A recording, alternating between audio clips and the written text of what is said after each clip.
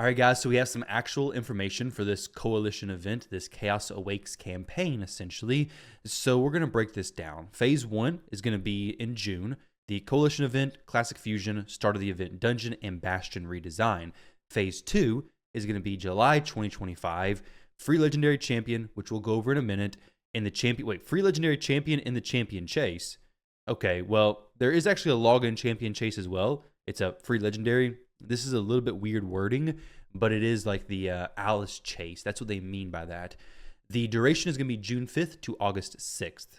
These are some artworks. Pretty cool. They always have good artwork. The Bastion redesign also looks very cool. But as far as the actual coalition event, how's this going to work and what do we have to look forward to? Well, the first phase of the Chaos Awakes campaign will feature the coalition event. As we hinted earlier, this event introduces 2 types of progression, encouraging all raid players to work together while also advancing personally. Now, we'll see what the actual personal rewards are. Top 100 players is also interesting to have there. Players will be tasked to complete event quests to earn coalition points. These points contribute to 2 progress tracks simultaneously, personal and coalition. When the community hits certain reward goals, they're going to get the rewards. Coalition point multipliers, booster, basically, honestly, it's going to come down to play the game, do the stuff it says, earn the points. It's interesting. I look forward to see what kind of rewards these are. But with this information, it's really not a whole lot being said. Let's go to the next part. So there are 2 types of quests. Repeat quests can be completed multiple times and are refreshed regularly, issued in batches of 3. Limited quests, single completion tasks active throughout the event. They require additional effort and are available in 3 difficulty levels, each rewarding progressively more points. So for example, this is probably not going to be the case, but it says spend 140 energy in non-gear dungeons. Okay, so Sand Devil or Shogun, kill 28 enemy champions in arena mode, complete repeat quests, awaken, get this new mythical champion. Who knows what it's going to be. Regardless of the type, all completed quests grant coalition points automatically. Repeat quests will not disappear upon completion and can be fulfilled multiple times before the reset. Okay, so like farming stuff, you can keep completing those. Basically, they want you to spend all your energy so you can be on this top 100 leaderboard. A special leaderboard will also be added to highlight the players who contributed the most towards the coalition points. In reality, it's to highlight the players who contributed the most to Plarium's pocketbook. Actually, that's what it's going to be. But it is cool to have the leaderboard, I guess. It does incentivize players to spend more and go harder, but either way, in case 2 or more players have the same number of points, the game will place them according to the time when the points were earned. The priority will be given to the player who was the first to reach the score. All right, the coalition event timeline. Event starts June 5th. All players starting from level 2 can participate. Okay, so if you're not level 2 yet, guys, go ahead and hit level 2 just so you can be ready. You can participate in the event by completing dedicated quests. Reward period, July 2nd. During this period, players can no longer complete quests, so we have about a month to do the quests and everything, but they can still open the event tab and claim earned rewards. The event ends July 3rd for the coalition event. Chaos Awakes campaign. We have the dwarf who's a little bit blocked out. Why am I still up in this corner? Let's put me back where I belong. Actually, the far left champion is going to be the loyalty program champion. Drops from ancient shards as well, but if it's a loyalty program, I really don't care where it drops from. I really just want to get it for free. That's really all there is to that. The fusion champion, for some reason, is still silhouetted. Don't really know why. They're hiding something secretive from us when everybody else has something shown on them. Maybe he has an advertisement for something on him. Who knows? Either way, classic fusion. We already know that. Gracchus, maybe Turn Drake, looks pretty cool. He has some Gore Crescents on his hands. Maybe he's good with the Gore Crescent relic. We have Corrosa the Covetous, shard boosts, which is interesting because primal shards have never had a boost for a mythical champion. So if they boost this, it'd be very interesting. So of course she's going to drop from primal shards because that's the only thing mythicals can come from. Balar the Lost drops from ancients and other shards. So next Thursday, we already talked about this guy's kit. We're going to get this new fusion. We already talked about this. We know about this. There'll be a lot more information coming soon about this. Quick breakdown. I recommend going for him before we even see the multipliers. I think he's going to be pretty crazy, though just wait until test server footage comes out and we can get more information on that. Don't rush your decision, but I mean, to be honest, if you're going to play the game, typically want to go for the fusions anyways. It's the best way to manage your resources. So if you want to play efficiently, fusions are basically a must-do. But we have other champions coming as well. So we have the Turn Drake and Balar the Lost. Let's go ahead and check out these skills here. Can I not zoom in on this, what's going on. I can zoom in, just not from there. All right, here we go, guys. So this dude, you guys can kind of look at both of them at the same time. So the Turn Drake, his A1 is going to be attacks one enemy, ignores 25% of the target's defense, heals all allies with less than 50% HP by 10% of this champion's max HP. He is an HP-based champion, which is pretty interesting. His A2, thing to keep in mind is we don't have multipliers for these champions, so that will determine how good they actually are. But his A2 ability attacks all enemies 2 times. Each hit will ignore 25% defense against targets with less than 50% HP. The first hit has a 100% chance when booked of placing decreased defense on each enemy for 2 turns. The second hit has a chance of placing block buffs on each enemy for 2 turns. Each hit will ignore resistance against targets with less than 50% HP. Okay, so this could be a really good champion for Hydra. Decreased defense and block buffs like a Ugo, but a damage dealer potentially as well. And then places an increased defense buff on all allies for 2 turns. Also places block damage on all allies for 1 turn.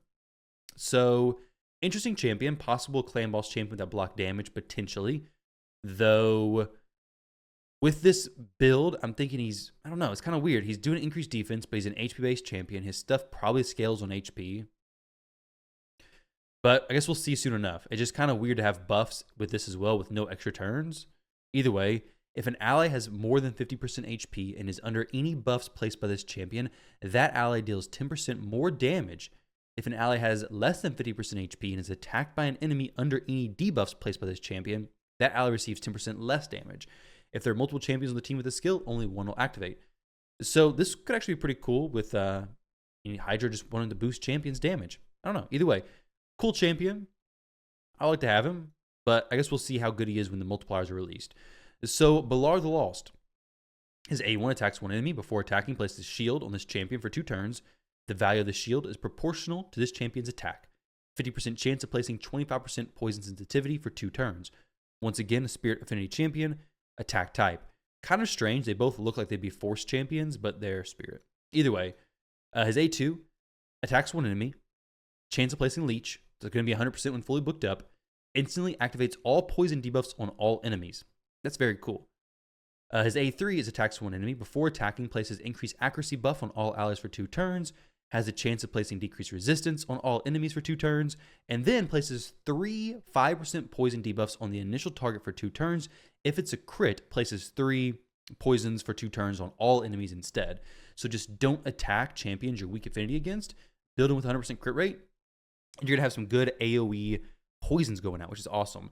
Now, this is going to be a Sylvan Watcher, which, to be fair, Sylvan Watchers don't really need more poisoners. And this is going to be a Demon Spawn champion. Demon Spawn and Sylvan Watchers are both pretty good as far as Faction War stuff goes, so I'm not for sure if these are going to be slot-ins. They're also not free, so let's not get too excited, right? And then his passive. Increases this champion's ignore defense effect by 1% for each poison debuff instantly activated by this champion. Fills turn meter by 5% whenever a poison debuff is placed on an enemy. So this guy could be really good. There's some relics and stuff that could be helpful with him as well, but ultimately it comes down to multipliers when they're actually released. So then we have the Event Dungeon. The Event Dungeon dropping pinpoint gear, definitely something you want to save some energy for. If there's any good energy offers during this anniversary event, maybe pick those up, but you are going to want to farm this a lot. And basically, we're going to have this champion as the boss. I'll do some guides once I have access to it on the test server, all that kind of good stuff. But we have a support champion, some information about this Event Dungeon. During the fight, players will need to adapt their teams, of course. 2 new buffs. We already went over this stuff. The Event Dungeon boss skills. We already talked about all the boss skills, which this just going to be the champion skills as well, as far as I'm aware. The only difference is the HP burn damage mitigation. It's unique to her Event Dungeon boss role, but everything else is still on the table. Like, this is her kit. This is her skills. This is what you're looking at. So we have pinpoint stuff. And then we have the new relics, which I'm going to be honest, the first look, I looked at them yesterday, and they looked kind of meh. Like across the board, not cat's gaze, none of that stuff, but just kind of meh. So we have the Sinner's Cloak. Wearer receives 1% defense for each 15% HP missing, stacks up to 75% missing HP. So this goes up to, what, I guess 5-6% defense for every 15% missing HP. So not really a ton. I guess maybe, I don't know. Not super exciting. The Tempest Morbidia. Decrease and steel turn meter effects are 15% less effective against the wearer. Don't we already have one of those? We have a gemstone I guess not a relic. Either way, let's see what else is on the table here. So the epic relics are going to be Gaze of Damnation. Wearer deals 2% more damage per skill activated. Stacks up to 10% and receives 1% less damage per skill not activated. Stacks up to 5%. By enemies under fear or true fear. Okay. Interesting. So if you play, I guess, could be interesting. Damage boost. This could be an okay one. A pretty decent general one if you run with champions alongside champions with fear or true fear. Per skill activated. Cool. I guess it doesn't reset, so it could go up to 1, 2, 3, 10% extra, 12% total. I don't know if this stacks. Hopefully this stack. Okay, max damage modifier goes 2 and 1. It could bump up a decent amount, which could be cool in some content. Grail of Agony. When enemies steal or decrease the wearer's turn meter, the wearer instead loses 2% max HP for every 1% turn meter that would have been taken, lost, or stolen. Can kill the wearer. That doesn't sound exciting to me. What the heck? So if Armand steals 100% of your turn meter, you lose 50% of your HP. I mean, that could be annoying for him, but it also is kind of annoying for you. Now champions are just going to kill you with their evil eye. They're going to have evil eye mastery. It could be interesting in some situations, but this is just gonna kill you. I wonder against like champions like Marius, would this be insane on him? That's Plarium. Is this gonna break him? Immune to turn meter reduction effects. If he has full turn meter, nothing gets reduced. Does he just no reduction? Wait, what does it even do? So he's immune to that. It does nothing. It does nothing at all actually, because he can't have his turn meter reduced. So no HP is going to be lost. So it's just going to be nothing. Just a bunch of nonsense. That's an interesting relic. This could be one of the good ones. These 2 epics seem okay. The legendaries, I wasn't excited for these in the first look, though. Wearer receives 1% less damage for each turn of cooldowns on all their skills. Okay? I mean, it goes up to a little bit higher. We have, 1.5, so 2.5% less damage for each cooldown on all their skills. Most champions don't have a ton of skills on a bunch of cooldowns, typically. But either way, there's definitely better legendary relics. Then we have the Skull of Treason. HP burn debuffs placed by the wearer deals 10% more damage to enemies with higher max HP. This is kind of cool with champions like Sulfurion. If you're going against, enemy Galathirs, enemy Knights and stuff, Sulfurion's probably not going to have that much HP anyways. But things like Wand of Submission are just going to be better for him. So it's one of those things like, okay, yeah, more damage is cool, but, not getting sheeped is cooler. So then we have the mythical ones, which we're probably never going to see. But the Covetous Passion, wearer receives a 15% shatter buff for 2 turns at the start of the round, has a 30% chance to place 15% shatter buff on the wearer for 1 turn upon killing an enemy. So if you want to see what shatter does real quick, we scroll up here. Shatter increases a champion's ignored defense effects by 7.5 or 15%. So if we're getting a 15% shatter, it's going to be ignoring defense effects by 15%. Let's, my monitor is telling me it's going to restart. Don't do that yet. All right, so that's the stuff going on there. Could be okay. I mean, shatter is pretty cool, but for mythical relic, boost your defense ignore. It could be pretty neat. This could actually be the closest to Cat's Gaze, but it's a mythical. Extra attack, extra crit damage. And we'll see. This Crown of Corruption, this one I did not like too much. Wearer deals 5% more damage and receives 5% speed when above 50% HP. Below 50% HP, wearer deals 25% less damage and loses 15% speed. That seems like a big exchange. So you're dealing... Actually, does this scale up to this high? Let me see. What's that going to be? 2.5 times 3 plus 5 plus 7.5, 20, 25. Wait. 25, 2, 4, 6, 8, 10, 15% more speed and 25% more damage.